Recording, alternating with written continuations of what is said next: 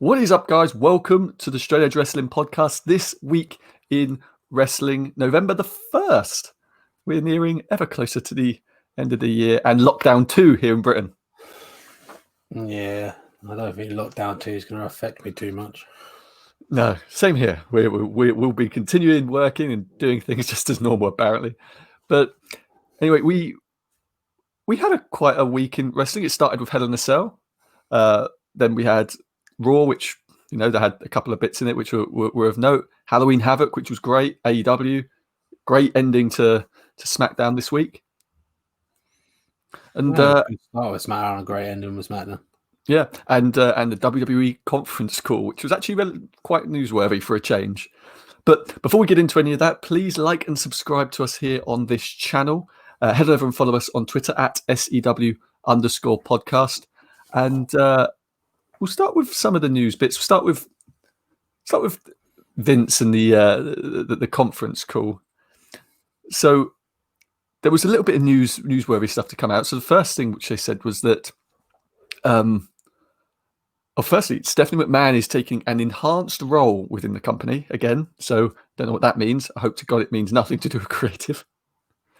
But WWE Studios is expanding, and they announced 2 shows, which both of them sound really interesting. The first is one called The Quest for Lost WWE Treasures, and it's hosted by Triple H and Stephanie McMahon, and it's going to be them searching for lost WWE artifacts around the world. I think that's quite cool.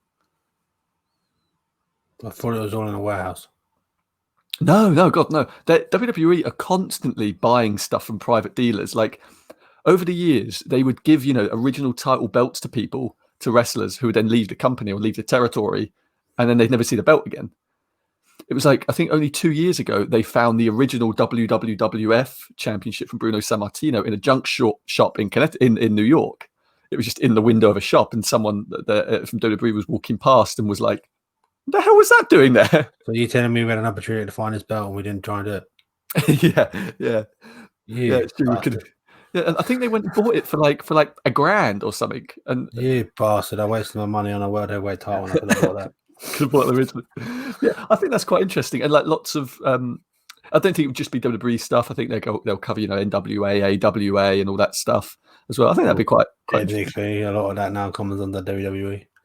Yeah, exactly. Now all the stuff they own, all WCW, WCCW. I think that's quite an interesting little show.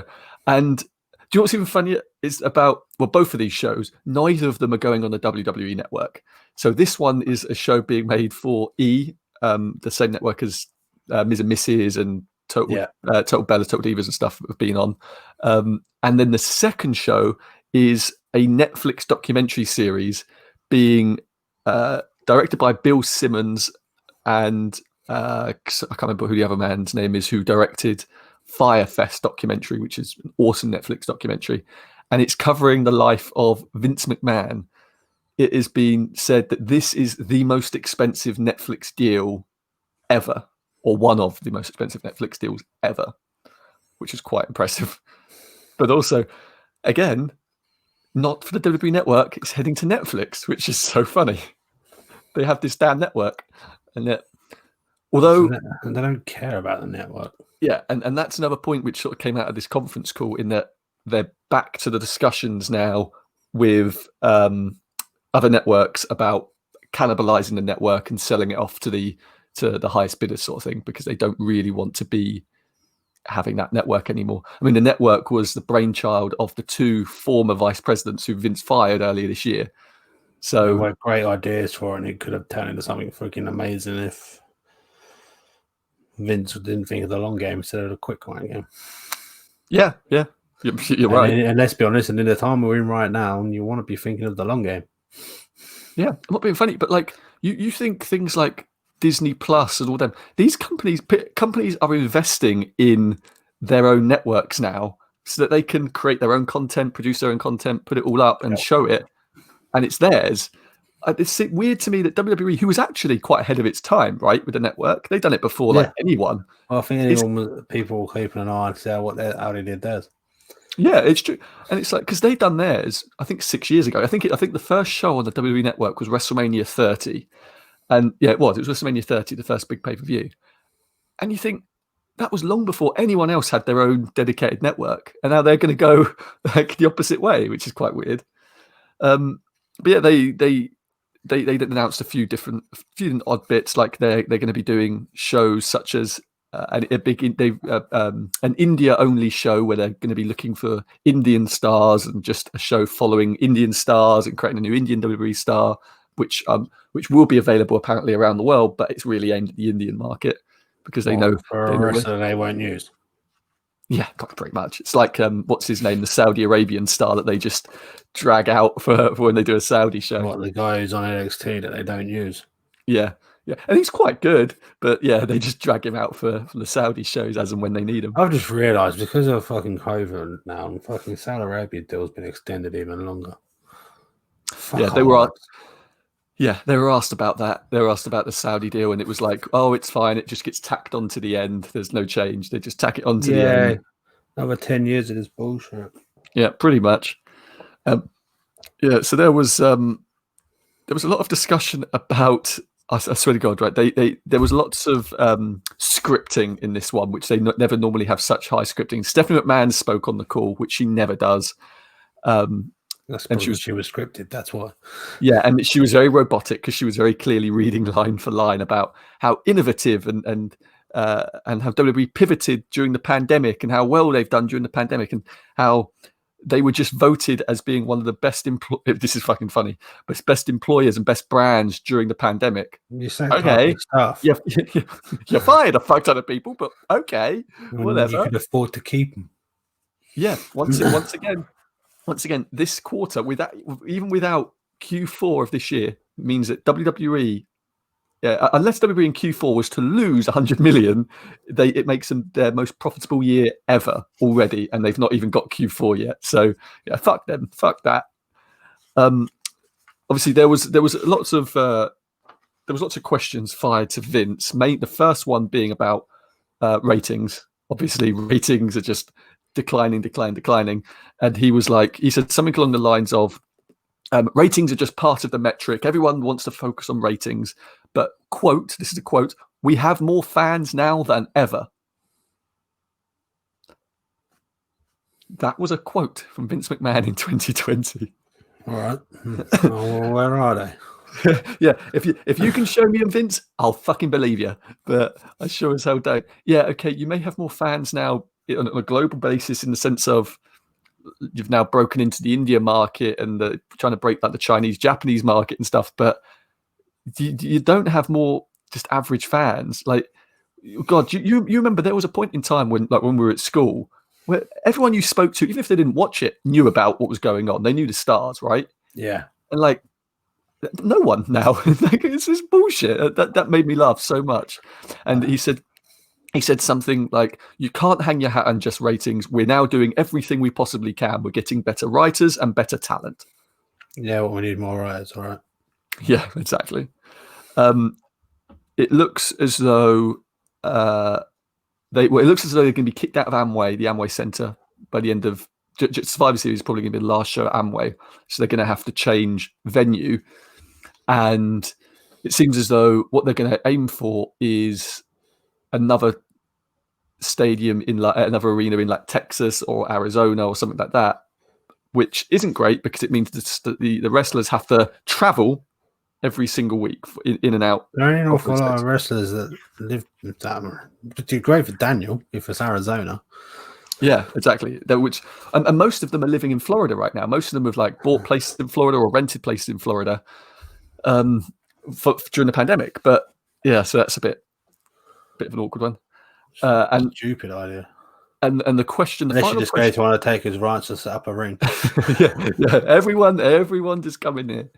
And the final question which came up was someone he began his question by saying, "Okay, this may be an unfair question to ask, but Vince, you were put on Donald Trump's task force for bringing sports back and having fans back into arenas.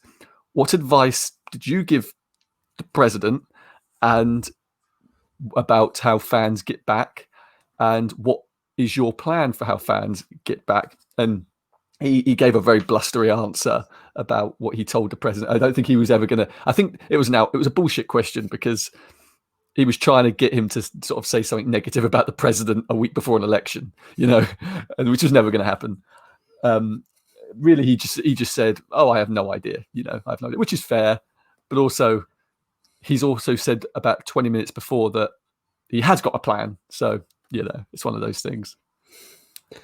Should have just been like that. Well, I spoke to the president. Can't talk about this shit. Right? Yeah, exactly. The best response would have literally been that. It would have been, well, that conversation's between me and the president. It's not really for the public. If the president wants to make that public, I signed a piece of paper that says I can't talk about it, like I do with all my people. Yeah, you're right. That would have been the easiest. I make them sign their lives away. I own every one of them. Instead, he sort of looked a bit disingenuous because he goes, it sounded like Boris Johnson on a press conference, just going, well, maybe something like that, something not something, whatever. At least Boris Johnson still sounds more intelligent of the one who's running one of the most powerful countries going. Yeah. Hey, we won't get into politics. We got we do have another bit of news, a bit sad really. So the Twitch thing and the third party apps and stuff that WWE wants to take control of came into effect on Friday. So AJ Styles canned his Twitch account. Who else did? Xavier Woods. There were several people that just canned their Twitch accounts. Paige went onto hers and she cried quite a lot. And she said, I've got the quote here. She said, "I had my neck taken away twice for that company. You can't take away my Twitch." She said, she doesn't get used on TV. The only thing she had, all she can use is to do with the fans. Yeah, exactly. She's like, all she's got is her Twitch. Her Twitch is how she talks to her fans, how she's made a beautiful little community there. Yeah. And if it comes under WWE's guys, well, they're going to micromanage it, and she won't be able to do what she wants. And fair enough to her. So she said, "I think I'm going to have to make a very tough decision now." And you know what? Good for her. If she leaves on that basis, good for her. Yeah. And because I'm sure AEW will give her a role of some kind, and I'm sure she'd love it, because everyone loves Paige. You know what? This whole thing with AJ getting ready to stay and work backstage. I think with everything that's gone on in the past year, I doubt he'll be staying with WWE to work backstage and help coach people. Yeah, I can't imagine he's very happy because he was making an awful lot of money off Twitch as well. I think overall, with the stuff that happened to some of his best friends and everything, I think he's generally now had enough of how they're managing things. Yeah, although AJ released a statement about the Twitch thing, and he was sort of just dismissed the whole thing, like it's WWE does these things, and it is what it is. But as lots of people have pointed out, like AJ Styles was the top guy earning millions of dollars from his WWE contract. So Twitch probably, and like Roman Reigns, whatever, Twitch and Cameo and stuff like that probably don't affect Roman, don't affect AJ Styles as much as like someone like Paige, who isn't a performer anymore, isn't being used on TV. So Twitch probably gives her a huge amount of income as well as something to do, Yeah, I don't think so much of it was to do with the money anymore. I think it was more that it was her way of being able to with fans. Oh yeah, no, I agree. But it's like, it's not going to be as big of an impact with someone like AJ, who's AJ's, still wrestling and still on TV and still out and about all the time, whilst Paige isn't, which is a shame. Yeah, I found that because she was really upset on Twitch and bawling her eyes out. I can't really blame her. No, neither can I. It's a shame. So the shows. What did you make of Hell in a Cell overall? Well, I don't know why really the WWE title championship got the main event and the Roman Uso didn't.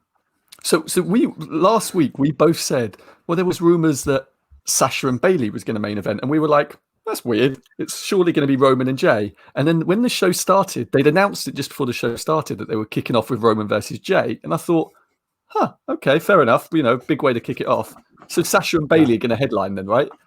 Oh, okay. So that makes no sense to me whatsoever. And I think that all three of them had great Hell in a Cell matches.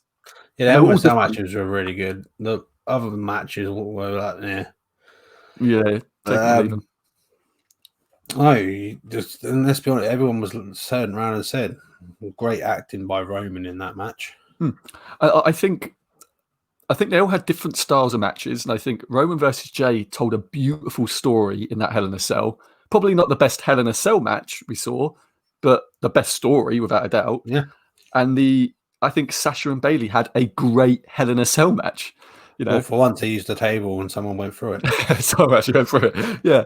So like when Roman versus Jay didn't headline, I'm then still a bit perplexed why Sasha and Bayley didn't, because theirs was clearly the better match. And the other thing that irritated me with the WWE title, I don't need them to add some standing points for him to let me know what's about to happen on the side of the cell. They never had that in the past. It's just like, take it away. Yeah, I think they or do you know what? They had some holes cut out with like the not with Taker versus Mankind. They didn't have holes cut out then, but they added them in for the next one after that. But there was only a few of them, and they were hidden. But with that bright red cage, they stand out like a sore thumb, don't they? But literally, though, you got the 4 fucking pegs that stick out on that side, but saying you're like that, well, you know what's about to happen here. So yeah, and you don't even need it, because they've been easily putting their feet and their hands on hold, and people have done that for years. Yeah. And do you know the thing is like where they've made the cell taller, all that they do now is go halfway down the cell and come off it, which I think just unless you're Shane McMahon. Impressive. Unless you're Shane McMahon, yeah. But you know, I just don't think it looks as impressive, because then all people have in their head is, oh, well, they only came from halfway down, even though halfway down is actually not that far off of where the old cage was. It's just, I think people don't look at it like that, and we see people come off the cage so often now. You know, so yeah, I'm a bit upset that Bayley lost her title, because I don't think Sasha should have been the one to take it from her. Yeah, a chance to build a woman up from scratch to make her a big thing, to beat Bayley, and have Bayley and Sasha for like 3 months tear each other apart. Yeah, I think they're now going to take this in a way in which I'm not going to care too much about, and I think that's a shame, because I think these two women have done a brilliant job at telling the story over the past 6 months. I am wondering for next SmackDown whether Sasha's losing the belt or not. It wouldn't surprise me. Like, it really wouldn't. Like, she never defends her titles successfully, so it wouldn't surprise me. So Raw, what do you think of Raw? It was generally a good show. Nothing too remarkable from it, if I'm honest. Yeah, same. You've got the key moment. Bliss was frigging great in all of this, and how her bits went on and other parts. Yeah, I think that's sort of the main thing, right? The Bliss and all that stuff. I thought that was really good. You knew where it was going right from the start, but it was good. I liked it. And hopefully hopefully now, and this is also going to be the last week where the pain business and hurt business. That's the fuck. Hurt business and retribution are now clashed together, because now Hurt Business should have got their paycheck. Look, I said this several weeks ago, and I still think it's true. They're going to go for that damn 5-on-5 Survivor Series match with Retribution, and I just couldn't care less. It's a bit hard to go on a fight, yeah, but you can't do it with Hurt Business, though, can you? Yeah, I'm sure they'll find a way to pick up some new stars or whatever with them, and it's like, there's 4 of them, and let's be honest, most people don't really want to help them out. No, but like I'm sure they'll find someone just to add on for it. But like they'll do a 4-on-4 elimination or whatever. But like, I just don't care. The other thing, like, they're obviously gearing up now for Survivor Series, and they want that Raw v SmackDown. I don't know if it's just me, but I don't care about a Raw v SmackDown Survivor Series match, mainly because we just had a draft, and most of these guys that are going to be on that team were just on SmackDown anyway, or just on the other brand anyway. I'm also confused. Where's NXT? Well, they were originally advertised, and the rumor mill that's been circling, which I've not been able to confirm, but the rumor that's been circling has been that because of the breakouts of COVID-19 have been constantly at the Performance Center in NXT over the past month, they don't want them mixing with the main roster at all. So the main roster's been so healthy and clean. Yeah. Well, the main roster's not had any breakouts for a few months now, so they're now trying to keep them completely separate. But again, the whole point of having the Raw and SmackDown brands was to keep them separate as it was, you know. But they're going to bring them all together for Survivor Series anyway. and have them all wrestle one another. But I don't know it's a bit of a clusterfuck, regardless of what happens. Talking of NXT though, and also talking of COVID, there was at least one person who was pulled from NXT as a result of COVID.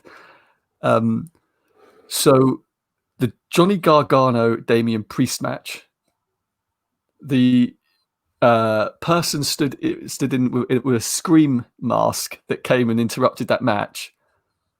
That was put in last second because the person who was supposed to interrupt was pulled off because of COVID. So they figured, do we know who this person was? Yes, I can't remember the woman's name. The woman who's been interrupting, who's been fucking with them for quite a while, Gargano. She's been on TV fucking with them. I can't think of her name. She hasn't been fucking with them. You mean the one who was helping Candice and the woman? Yeah. Her, I can't think of her name. But her. That was who it was supposed to be. But they can have they're gonna play it off as though it was her in the mask, but because she couldn't be there because of COVID. So they found a nice way around it because Halloween sort of worked in their favour that time. To be honest, they did start with a bang NXT with that match. That match was awesome. Killer. It's a little bit of a shame that Damian Priest had to lose his belt, but yeah, I thought that was. I thought the whole show killed it. I thought the setup was great. I thought it looked cool. And they done it. They had the big pumpkin, which Johnny Gargano slashed. And you know what? NXT did something AEW couldn't do. Had someone presenting the fucking show actually show up multiple times and present the show. Shotzi was so perfect for that role. I fucking love so that perfect. She's fucking awesome. So perfect. And I forgot how many. I think she had like 4 or 5 fucking outfit changes as well. Yeah. She kept on. I thought she was perfect for that role. That spin the wheel, make the deal was great. I love Damian Priest, Johnny Gargano. I thought that was a really, really good, really fun match. Carly O'Reilly can't catch a break at the moment, can he? No. Poor fucker. They filmed that really, really like cinematically in that there was a point where they both went off that stage area and you see that Damian Priest crawling out through the fog. I thought it was awesome. I thought it was so well done. It was really good. Yeah, really good. And then Pat McAfee was cutting a great promo, which I really enjoyed. And then what did we have? Oh God, yeah, we had Pete Dunne made his return, looking jacked, looking ridiculous. Like he got in shape during the quarantine. I think a lot of wrestlers got into quite good shape in quarantine. Yeah, he got in ridiculous shape. Yeah, it's true. Yeah, he got in ridiculous shape. The British one of Jamie Hatt, she's fucking built. And I loved. I called it immediately when Kyle O'Reilly had Pete Dunne come out with him. I was like, you knew he's going to get smacked. He's going to get hit with a chair. Yeah, I thought it was great. I love the fact that they actually got Pete on actual NXT again, and not using him on NXT UK. Because I was thinking, I bet they're going to use him on NXT UK. NXT UK that probably won't be able to be going again. Yeah. No, it can, which is ridiculous. Which is a completely separate issue. It can because they've made an exception for sports and live recordings and things like that. But whatever, that's a whole nother stupid thing. There was football hoping to get people back in again. Next month? Yeah. We had the most ridiculous backstage segment, which I couldn't stop laughing at, where what's his name, Drake Maverick. Drake Maverick being dressed up as Hogan, and we had the Yeti and the Giant come in and either side of him, and then the Shockmaster come. I'm not falling over. I put a thing there. I moved it. He fell over. It was so dumb. I loved it so much. I got to admit, the more hilarious match thing though had to be the haunted house. Yes, and led back to the. I want to know where the haunted house was and how far Cameron had to fucking run. I wrote down in my notes here, Cameron Grimes and Dexter Lumis was so fucking mental that I love it. That was it was so crazy. I thought it was brilliant. It was so well done. I got the one who wrestles as Cameron Grimes, I love so much more now from NXT and his character than I couldn't stand him in Impact. Yeah. He's grown on me a lot as well. Like I They was finally get to show how good charismatic he is and stuff. Yeah. And he's amazing, and I love him for it in this. In Impact, they just tried to pay him off as a little mini X Division psychopath. Yeah. Do you know another thing I really liked, not about the match, but about the show, was Wade Barrett dressing up as Bad News Barrett. I had more like the bit with them, like where they freaked out about the zombies. Yeah. Oh, that was so funny. I thought that was such a genius outfit. Yeah, and then we had Rhea Ripley versus Raquel Gonzalez. They did a great freaking job of incredible match, tearing each other apart. Yeah, beat the living crap out of each other. And then we went back to the House of Terror and all this. But I thought all of this was just so ridiculous. Yeah. It was so much fun. The only thing that was unfortunate was just showing if it was out of Johnny and Candice winning their title, I would have preferred Candice winning hers. Yeah. So I kind of assumed, right, that when Johnny won, either she was going to win, they were going to do both as champions, which I kind of would have enjoyed. Yeah. Or Johnny wasn't going to win, and Candice would pick up the win. It made sense with Candice finally winning it now. Yeah. She deserves the title. Yeah. So I find it odd, but that it was a great match, and Candice, I think this is probably Candice's best match to date for NXT. I thought it was really good. I really enjoyed it. I think, and do you know what? The NXT ratings this week, I mean, they got higher viewership than AEW this week. I think it's just going to be hard to match. I know they put Hangman in the first match, and I love the man, but to put it up against Priest and Johnny, and as I say to you, whenever chance did it? No. Whenever I actually stay up and watch the shows live, I always put NXT on one screen and AEW on the other, and I genuinely play it fair to both companies, and I look at them both and think, oh, what one's more like interesting to me? What one am I going to watch? I swear to God, I put on NXT, and the only time I actually unmuted AEW and went and watched AEW was the Jericho MJF segment. That was it. So I went back and watched AEW later, all the way through. But NXT had me from the start with that Damian Priest Gargano match. It was incredible. And there's nothing bad to say about like Hangman Page and Wardlow because they had a great match and stuff. They had a great match, but you just couldn't put it up against that. Nah. But so AEW as a whole, I thought was okay. I thought it was fine. I think it was nothing. Once again, it was good. Nothing really major special was happening right now. All they're doing right now is with main two things that come from this match was setting up two matches to lead into the final for Kenny and Hangman. Yeah, but I'm going to say this. They announced. I don't like this. I know people are praising it. I don't like this at all. Was that the Young Bucks said that if they lose against FTR, they won't ever challenge for the tag titles again. Well, we did that with Cody. We've done that already. Does that mean they've got to win it? Does that mean they've got to win it though this time? Oh God, I hope not. They've got to win the tag team titles eventually. Yeah, but FTR have only just bloody started. Really, I don't know. I just didn't like that stipulation because either it's a pointless stipulation, really. Yeah, I just don't get it. FTR this week we've done an interview and they admitted that they don't think this build for the Bucks and FTR has been great. That it should have been much better because it was a match which people have really wanted. They've really wanted FTR versus the Bucks for quite a few years, and there's not really been anything to it because they just kind of thought, people want the match. We don't really need to tell a story, and they didn't. We had the Bucks kicking people. Well, this is wrestling. You all need a fucking story to it. Yeah, I don't know.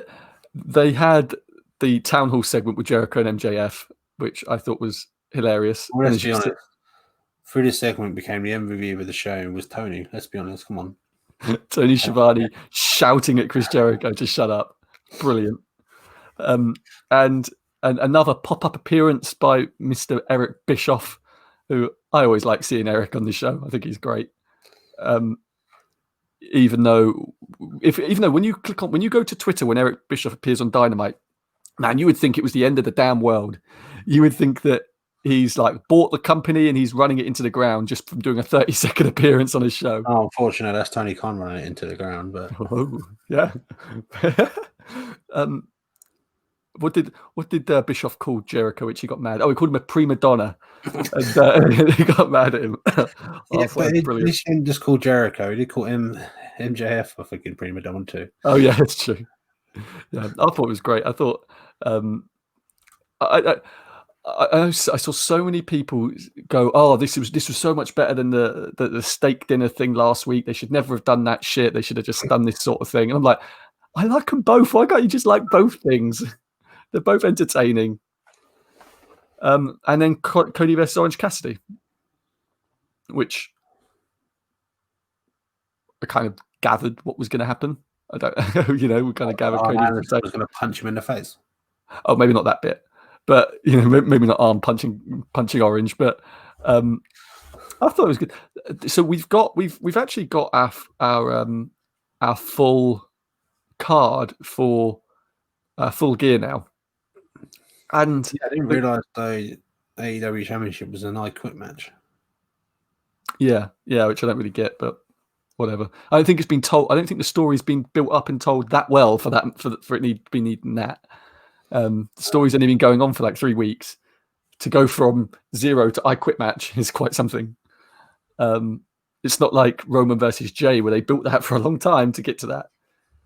I think the card looks good though. I think Moxley versus Eddie Kingston. We got Cody versus Darby Allin again, which I loved the first one, so I wonder what they're going to do with the second one. I thought this was the third one. Fair enough, it is. Yeah. That's probably the third one. Why do I care? Yeah, good point. Obviously, Bucks versus FTR. MJF versus Chris. I'm probably most interested about MJF versus Chris Jericho. I won't lie. That's quite weird to say. And also Omega versus these two before all this banging heads all the time. To now I want to come join you in the circle. Yeah, I like it. I think it's fun. It's Chris finally working his magic backstage and trying to get MJF in the inner circle like he really wanted. That's literally what he originally wanted. I said it on this show 6 months ago. That was literally what he originally wanted. He wanted MJF, and Tony Khan said nope. It should be a good show though. SmackDown. Now, I think it's clear to say, right? NXT was the show of the week. Like, story and segment of the week goes to Roman and Jay. Again. Yeah. Again, like it does every week. I think that was brilliant. Cut them coming out at the beginning, setting up for later on between Roman and Jay. I think it's brilliant. We had some not so good stuff in that Lars Sullivan is still on the damn show. Thing is, I did quite like. I think the dude's a better ending, like real life.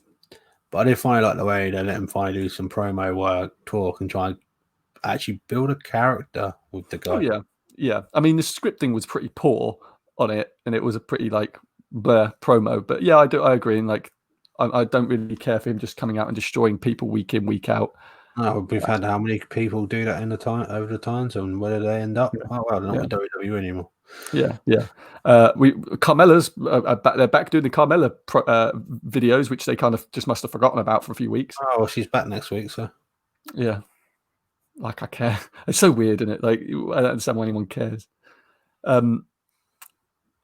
We had one of the most bizarre segments in this, which I thought was a hit and a miss, with Alia, Buddy, Seth. Yeah, a lot of people on Twitter, because I saw before I even watched the show, I saw Twitter about it, and because of the age thing and all of that, they all kick off. But I didn't really, I didn't really think about that. But I just thought Alia isn't the best actress. I thought she's fine. She's not the best actress, so it comes up a bit cheesy. Yeah, but no offense. How long has she been doing this for? No. It's not against her, but it's they're pushing the story.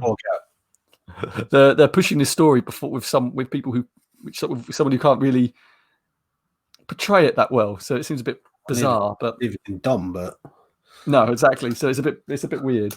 Neither can Ray. Ray's never been the best on the mic and the best acting, to be fair. But it is what it is. They're trying. At least they're trying. That's the whole family now. Is that what you're doing? You got a problem with the Mysterio problem? Yeah. Hey, Rey Mysterio is one of the best wrestlers of all time. He's never been one of the best promos of all time. That's why he starts speaking Spanish, and we don't understand what he's Yeah, saying. exactly. He just goes into Spanish, and we don't know. There's no reason to attack the whole Mysterio family. Damn it, man. Because the closer match was Jey Uso and Daniel Bryan. Didn't quite expect them to beat Daniel Bryan in this fashion, but I loved it. Don't fuck with a Uso. Yeah, I loved it, and I thought that was such good storytelling between Roman and Jey. So fucking good. I think everyone I've seen, I think, has put this over as being just incredible. Yeah. I don't think I've seen anyone be negative about it. It's pretty really good how they're going with things. It'll be interesting to eventually see how Roman's group will form and who else comes along and adds to it, because we know Jimmy's going to be part of it. Yeah, so I'm really interested. It's going to be it's really fun. I like this.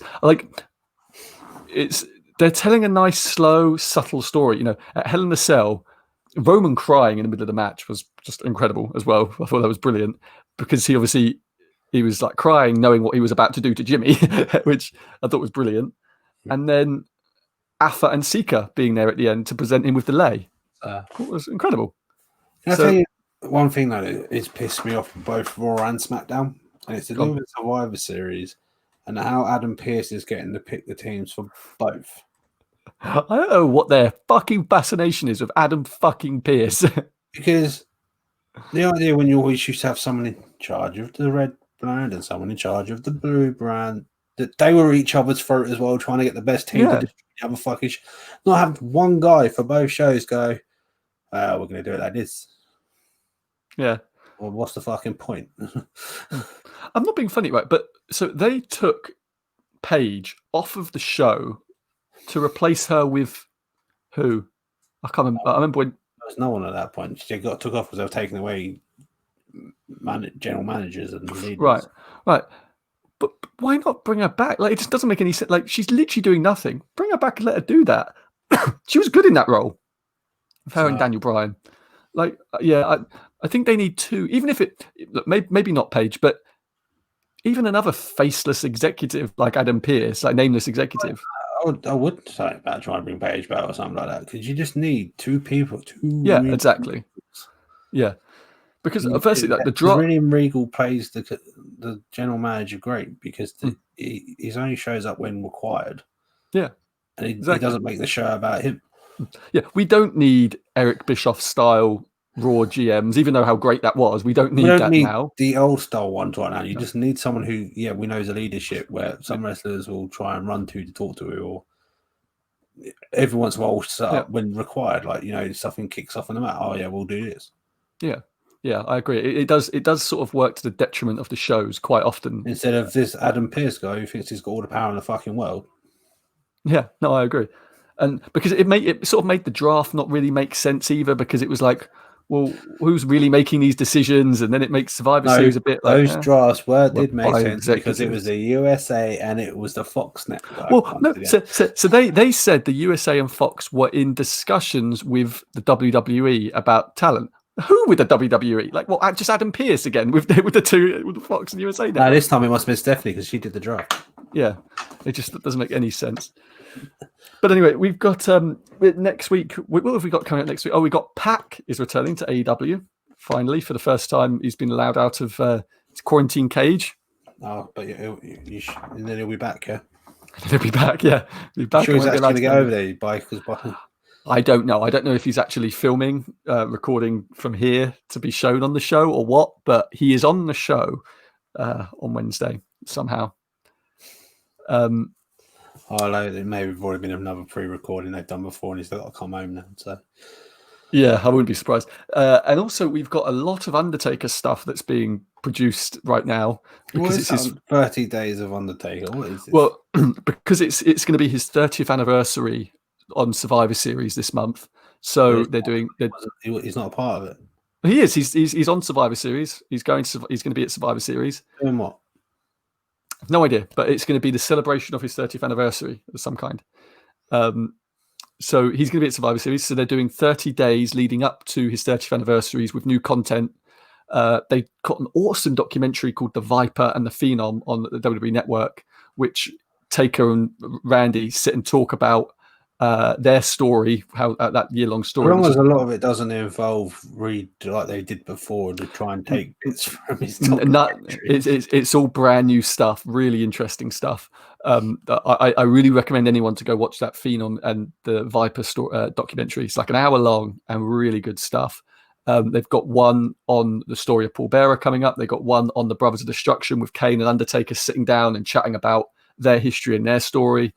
There's some really cool stuff coming out of this. And last night, The Undertaker was on Jimmy Fallon's show, and yeah, I saw that on tombstoned a pumpkin scarecrow, which I never thought was going to happen. To be honest, this career can't get any better, can it? Now, that's how you finish your career. Fucking tombstone and a fucking yeah, but.